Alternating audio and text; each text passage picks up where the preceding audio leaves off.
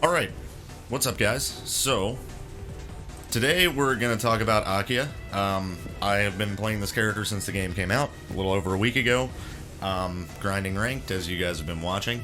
So, I just kind of wanted to go over some of the things, you know, the goods and the bads here, strengths and weaknesses, and just how I feel in general about playing the character, right? So, number one, she animates beautifully. I mean, her moves, everything, how she moves around the screen, how she walks. She looks great as far as visuals, but that's not a surprise to anybody. Everybody in this game looks pretty good. So as far as moving around with her, probably some of the best feeling movement I've felt in a new fighting game for a long time. I mean, it's really nice to have an old school, just instant air dash. Like, instant air dash forward feels amazing just to have. Like, yeah, it's just an instant air dash. It shouldn't be something that feels so friggin' amazing, because it should just be an auto include in most anime fighters. But in Strive, that little like delay before it happens, I couldn't stand that. I don't like it. I mean, in Strive, when you air dash back, it felt like an air dash. When you air dash forward, it's got that little startup, and I really like the idea of having an instant air dash. Also, it's pretty cool that in this game you can just hold up forward and hit, and you'll get an instant air dash. I still do it the old way. Typically, I jump and then I hit forward, just because that's just how I've always done it. But Akiha's stuff, when she moves around, she just feels really, really good to control, right? Let's go ahead and talk about her normals first. So her jab's pretty good. Of course, it's always been good. Most people's jabs are pretty good and fast, right? Easy to confirm off of course, that's old Melty stuff. You throw out your jabs and it's pretty easy to recognize when you get a hit or when you don't get a hit, and to continue the combo or rebeat, whatever. Her crouching B, I can't decide if this is a better poke or if this is a better poke, because they seem, I mean, that's pretty far. That leads to knockdown, and to, of course, you know, air juggle combos and stuff. But, yeah, I've been using this as a poke, which might not be the greatest choice, but it's worked out for me. It's just like old Akiha stuff, right? I used, you know, sweep 2C to catch backdashes and everything, and she could, of course, get her uppercut off of this, which would lead to Momiji loops and everything else, so there's that. So yeah, you got 2A, 2B, 2C. All pretty good buttons, in my opinion. And 5A, so this, of course, again, with my Akiha brain, I try to use this as an anti-air sometimes, and yeah, that's not what this is for. You know, you can definitely confirm with it, but mostly it's for rebeating, right? If you see they're blocking and your combo isn't hitting, just rebeat with 5A. That's basically what I saved that for, right? Okay, stand B, of course, moves her forward. Most of her standing normals move her forward. It's pretty big, and you can charge it. Now, most people get special properties off of their charge B. This one is a launcher, right? If you charge it. Well, a bouncer, I should say, right? It's usually used mid combos, like... Well, I messed that up. Right? This is how that move is how you do meterless corner carry, right? With 214B.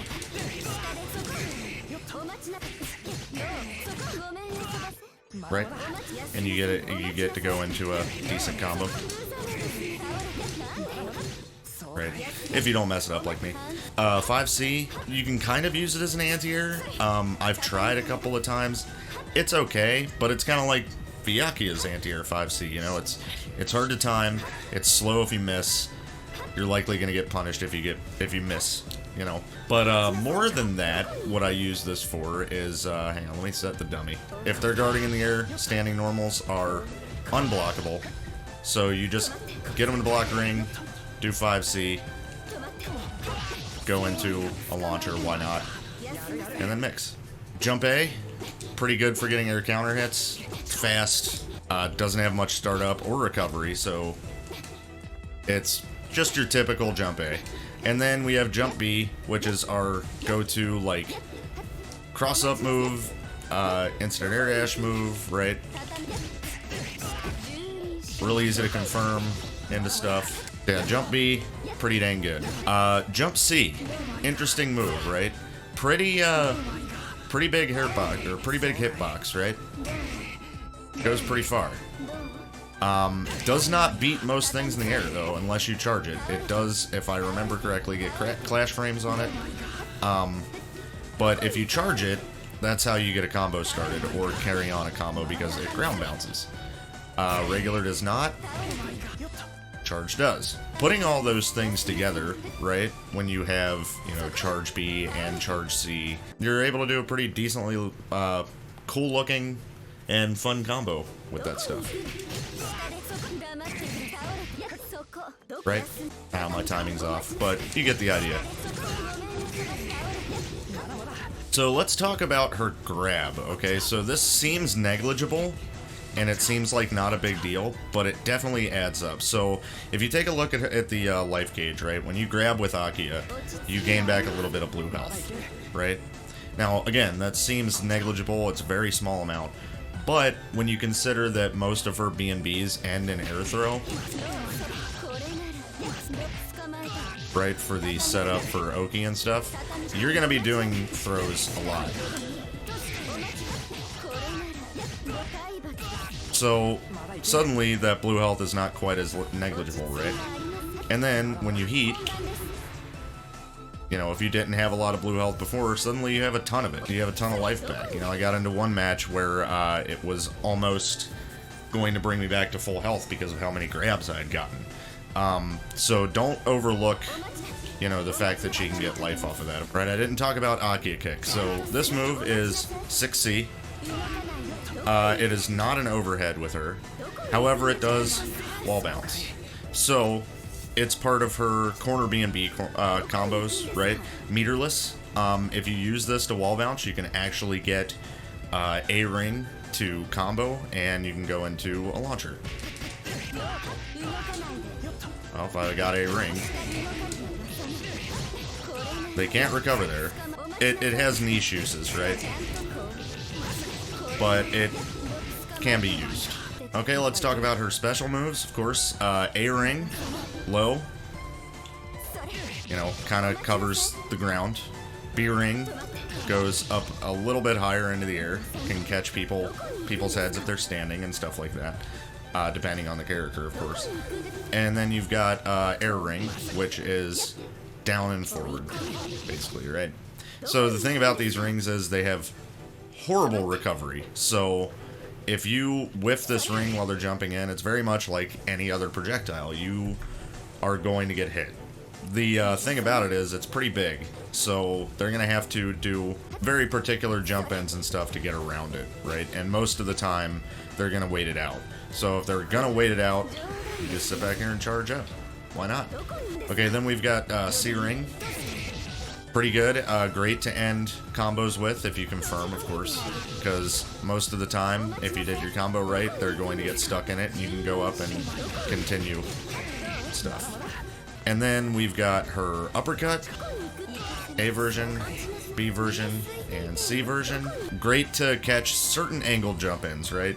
It's probably her only true anti-air, right? Because it hits really far, and it will beat shit in the air. Not a bad move, but definitely has very limited uses. And if you ever see me using it, like at the end of a combo or something where I, you know, didn't confirm it, it's likely a mistake. So let's see here, what else? Then we've got Carpet. A version is fast but minus. B version is a little slower but plus. And then C version has a huge hitbox and does really good damage. Of course, it's a great way to end pressure if you see that they're blocking. If you do the B version, right? A version's a little easier to combo if you confirm stuff. But B version, the reason that I like to use it is you can still pick up a combo if you do it fast enough. And if you don't do it fast enough, it's actually a frame trap, right? So a built-in frame trap, because it's got that little gap there, and they, you know, they can press a button if they want. I've been getting a lot of people with that. So if, you know, somebody's blocking your string and you do this at the end of it, they could either let go of block and get hit by the shit, or try and hit a button or jump or something, and that will catch them, or it'll just keep you safe. So Good all around to end with B. Okay, so now let's talk about 214. So this is the, of course, big jumping forward button. It's pretty good. Different distances based on what strength you use. A version cannot be jump canceled. If you see my inputs, I'm mashing straight up while we're doing it, right? B version can be. On hit or block, of course, it has to be, right? You can jump cancel the B version. And you can jump cancel the EX version. So, A version I don't use that much, like at all. But, using the charge B, it sets up for the B version to catch them. If you don't do charge B, it will whiff. That's mainly used in the middle of combos, as you've seen, for the most part. But you can definitely throw it out in neutral if you're feeling froggy, right? Typically, the ones that I throw out in neutral are actually the EX version or the moon skill version, because the moon skill version is very good. So, speaking of moon skills, let's just get into those here. Moon skill ring, believe has clash frames on the startup of it, and that's it. It does not last for the duration of the move, right? This is when in Moon Drive, of course, not just regular. You know, it's pretty fast. It comes out a lot faster than any of the other rings. It just becomes active sooner, right? Which is nice. And it's good to do on like a knockdown situation so that you can start moving right away and cross them up or do whatever you like. Even though there's cross-up protection in this game, and I hate it. Anyway, Moon Skill Uppercut. Pretty fast. Can definitely be used to catch somebody out of the air. Probably a little better than the other two, the A and B version. Not quite as good as the C version, I wouldn't think. Really, what we're going to be talking about is the other two Moon Skills. So, Moon Skill Carpet, pretty dang good in general. Really big hitbox. As you can see, I'm like a full or half screen away. About right here, it still hits pretty far. And then we've got, of course, Moon Skill 214. So, or 4 Moon Skill. Sorry, I can't get used to a one button. Like, it's a little weird that you just hold a direction and hit BC together, you know. But anyway, so this move, really good for just throwing out in neutral, because if you confirm, it's very easy to confirm it. It has a lot of hits in it for you to tell whether or not you've hit, and you can just jump cancel it either way. So if they block, you can jump cancel their block to, you know, like let's say he blocked this, I would jump and back up there. So very, very good move. All of that being said, when you are in Moon Drive, this move has probably the most clash frames out of all of her moves. So if you're in a wake-up situation, this is probably your go-to move. If you are in a wake-up situation in the corner, you can either do this move, or you can wake up and do that, because worst case scenario in that situation where you're cornered is, well, get over here, Shiki, is you're gonna fly over their head with this move, right? But it also has pretty good clash frames. Those are pretty much your go-to Moon Drive options. Moon Drive Moon Skill options are Carpet and 214. Let's talk about her command grab, which is only EXable, right? You can only do it with bar. Whoops. Right? It is a very short range grab. You can't even tick grab. Yeah, you can't even tick throw it because it's so short range, right? But the reward is great. So, I haven't used it too terribly much, even though it is pretty good, right? But I needed to include it because it is there, and it is an option, and you will see it come out of me sometimes. Talk about arc drive. So her arc drive from this distance grabs, right? It's got a pretty decent grab range. Pretty sure right here will grab too. No, it doesn't. Okay, so if it whiffs, like say right here, you get a hit instead of a grab. The grab is unblockable, unshieldable. The hit can be both blocked or shielded. You know, there are some ways to actually combo into this. Now, the same B&B for doing like the A-ring meterless combo can be used to go into art drive, and it works. It's a pretty good art drive to throw out, especially, you know, you'll see me do some cheeky shit, like if they're waking up and they've been wake up blocking, wake up shielding a lot, and I happen to have the bars for art drive, you'll just see me run up and do it sometimes. And it can work out, for sure. And it does a pretty big grip of damage. And check out the blue health that you get back. Pretty good. Pretty good blue health.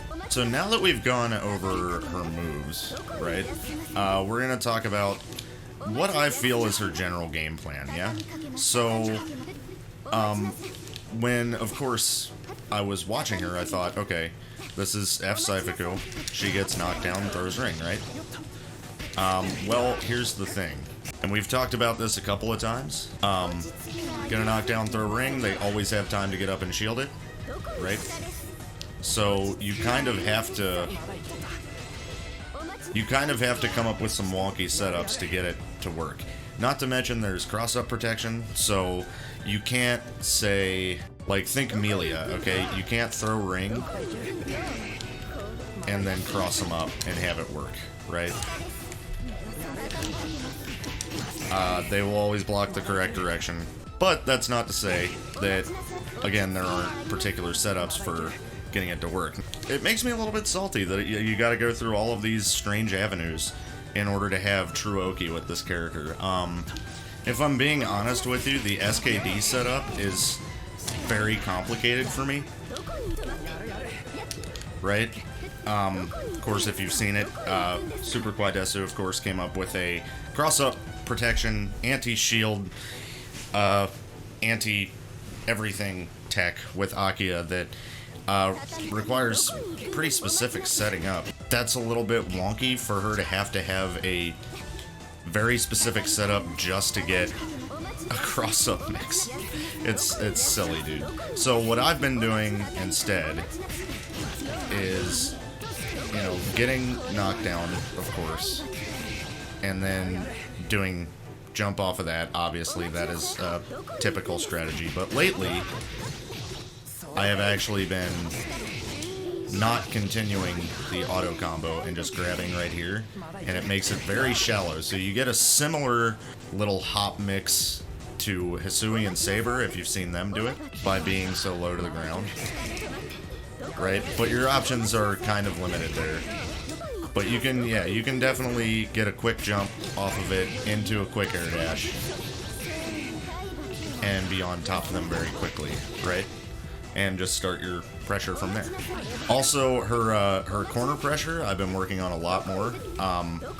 It's pretty gnarly if you can get a super jump set up, because you can just pretty much continue to pressure them with double jumps and air dashes and stuff. It's pretty nice. Yeah, you can get like a sextuple overhead with the shit. And you can definitely get combos off of that too if they happen to not block. Right? So yeah, her corner pressure is pretty gnarly. But yeah, the timing can be a little wonky, but practice it enough and you'll get it. And you can, you know, basically mix up doing that a bunch of times like that, or you can just do it twice. Land and grab. And it gives you a lot of time to confirm as well. So let's talk about Ring a little bit more. So Ring in this game feels less about using in Oki situations, despite it being okay for Oki situations. You'll get away with it for a while, I assume. You know, I've already seen a lot of people do it, of course, but there's a group of people out there that are just going to shield your ring on wake up every time. So putting a ring on an Oki situation does not always work, right? Sometimes you'll get people to get hit by it. Sometimes you'll get people to have to stand there and block it. But if you're playing against a really good player, they're just gonna know I can just mass shield on wake up and get the hell out of here. So that adds kind of like a new layer, right, to Akiha's Oki. So if we do shield counter, let's say we do shield counter B, right? Well, I gotta knock him over first. So we do that and we throw ring. Then we have to start accounting for what shield they're gonna do. And a shield counter on ring does not work. He will get hit, right? So they're not gonna do that one, probably. So yeah, most of the time they're gonna do B follow-up or lunge. They're not gonna wanna do A follow-up launcher on the ring, because they'll just get hit by the ring. Then there's the other option where they're just gonna stand there and shield the whole thing. Now, back in the day, when they did that, you could run up and grab their shield.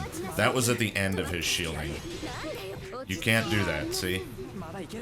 So if we throw this, we can't just grab shield anymore. Which is a shame. And we can't do it until they're out of shield stun, right?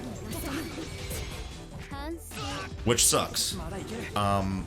So if they stand there and shield the whole ring, and throughout that entire shielding process, they can choose to do the follow-up at any time on any of those hits. So you have to pretty much be ready.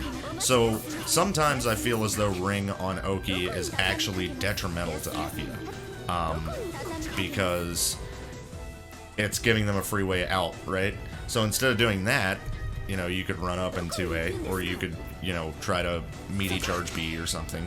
You can obviously get away with some stuff, like you've seen it in enough videos of mine where people do shield ring and they let go of shield at some point, and I'm able to just run in and get them, or they do the A follow-up from the shield and they get tagged. But all in all, I found myself using it a hell of a lot less as an Oki option and a hell of a lot more as putting it on the screen and basically limiting what they can do, or covering my approach. Putting a ring right here and running under it's pretty dang good. Putting a ring down here and jumping over it, of course. Or, because she's Akiha, just running through that ring, right? Also, you can be cheeky, throw a ring, walk up and charge in it, right? Or just stand behind it and charge. Say, hey, you're gonna have to approach me. And charge ends pretty quick, there's not a lot of recovery. So you can probably, you know, get an anti-air out if they're jumping in at you, low shield if they're running in at you, or standing shield, you know, stuff like that.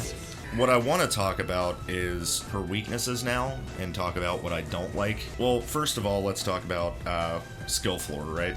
So her skill floor is kind of high. Skill floor, basically, like, what does it take to, you know, just jump in with a character and start playing them, right? So it feels as though she definitely takes some work ethic, which again, that's my MO. Most of the characters that I play in fighting games, I gravitate towards, tend to be, you know, have a hard row to hoe in that way.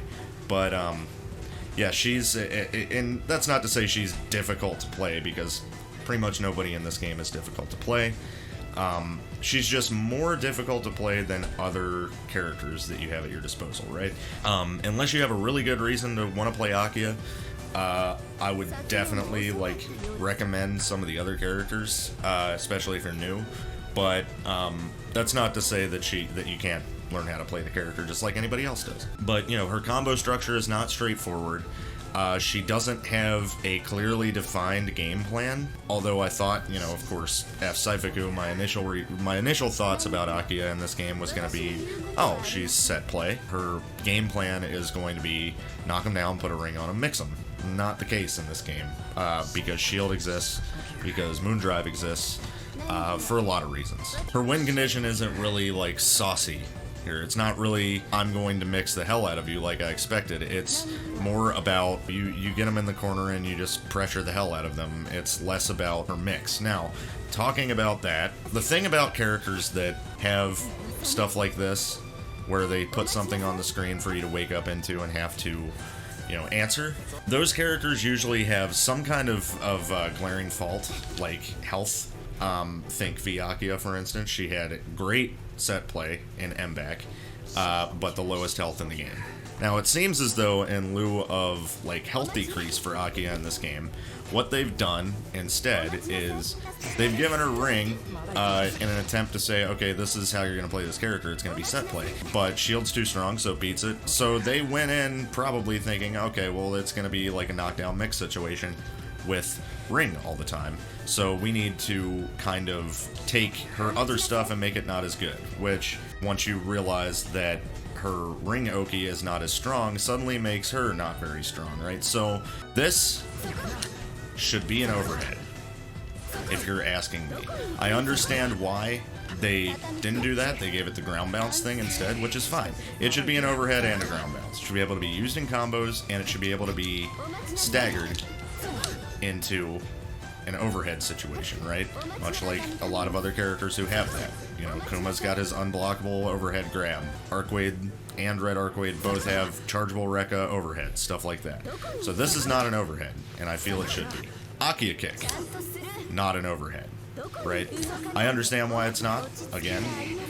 If they just made this an overhead and kept the other properties it has, I wouldn't worry about this too much. This is whatever, right? I like the wall bounce mechanic with it. Also, this move right here, I feel, should be a standing low. Right now it doesn't have much utility, right? It's basically for rebeating and stuff. If it was a standing low, you would see it used a heck of a lot more, right? Because you could then, like, you could do this standing and then do that at the end and see that you got a hit and then go low. You know, it just feels as though to me that should be a standing low. Now these are not incredibly huge changes. This would not make Akiha freaking ridiculously top tier crazy, in my opinion. It would just make her serviceable as a character outside of what they intended. Because what they seem to have intended does not work, right? Or rather, it doesn't work with very high consistency. But I think, yeah, those are the #1 changes I would make. Make this an overhead, make this a standing low. Just changing those two things would make Akiha a much stronger character than she is right now, I feel. Now, all of this is not to say that she's not still pretty strong. I would never downplay this character because I think she, even in this form that she's in right now, I think once her potential is unlocked, you know, we've already seen quite a few players playing Akiha at a high level, and she's pretty gnarly, dude. But when looking at the other characters who are obviously strong, she seems like she has a tougher time of it. That's all I'm saying. And the skill ceiling, we talked about the skill floor. That's kind of what I'm talking about with the skill ceiling. I think she's got a relatively high skill ceiling as well as a high skill floor. There are other characters in this game who have a low skill floor and a low skill ceiling, and the low skill ceiling is very strong. You know, the things that those characters can do are fairly easy, and they're very good. The things that Akiha can do are very, very good, but they can be complicated. Usually, like I said, I played V Akiha, so I'm used to that, plus having low health, but, you know, V Akiha still had sauce, you know what I mean? She had a TK ribbon to lock people in place, she had pits that wouldn't matter in this game if they had shield, because pits aren't hit, you know, they just sit there and drain health. Again, that would be amazing if she was in this game, and if she had that version of her pits, that would be fantastic. But I'm wishful thinking here. Right now, we're working with Akiha, and I really, really enjoy playing the character. Like, I'm not going to lie and say that I have not enjoyed myself this entire past week or so. She's incredibly fun, and it feels really good to win with her, of course, and it feels really good to, you know, get combos, get damage, watch her do stuff,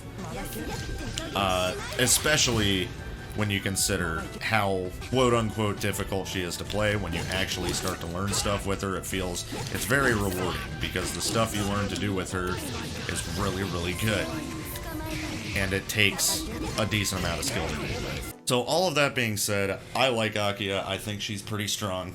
I don't think that she is, you know, and we'll talk about this in a different video probably, but there's already people that, of course, because it was coming, you guys knew it was coming, that have put out tier lists after one freaking week of this game. They're putting Akiha very, very low on those tier lists, which does not affect my opinion of this character whatsoever. I don't think that she's bottom tier. Let's just put it that way. I think that she's probably mid-tier, just with some issues that could be fixed very easily. But anyway, it's more about the mechanics in this game that make Akiha's job hard, right? If the mechanics were a little bit less good, Shield is really, really strong, dude. I know I keep saying it. I've gotten used to it since, as I said in the last video, of course. I've learned to deal with it, and it's just a part of the game to me now, but that does not mean I don't still have my gripes. And I would love to see Shield go away. Well, not go away, but the ability to mash Shield on Wake Up through a Ring Oki situation, you know what I mean?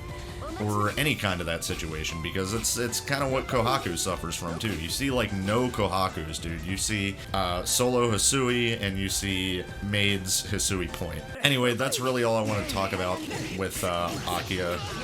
I'm going to continue to grind this character out in ranked. Thanks for listening to my opinions, although a lot of the things I said were probably not correct. These are just my feelings on the character. So far, Melty Blood type Lumina is pretty damn fun, despite my grievances.